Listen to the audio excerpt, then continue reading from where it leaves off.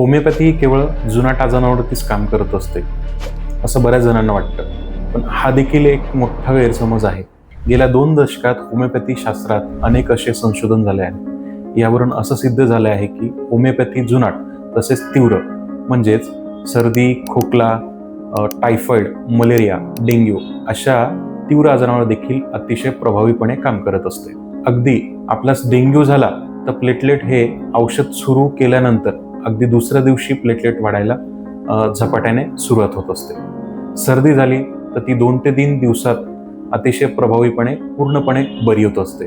म्हणूनच रुग्णांनी साथीचे आजार जर होत असतील तर आपण होमिओपॅथिक उपचार घेण्याचा नक्कीच प्रयत्न करायला हवा, कारण होमिओपॅथी शास्त्राचा शरीरावरती कुठलाही दुष्परिणाम होत नसतो. होमिओपॅथीबद्दल अजून गैरसमज दूर करायचे तर आम्हाला DM करा आणि आमच्या पेजला नक्की फॉलो करा.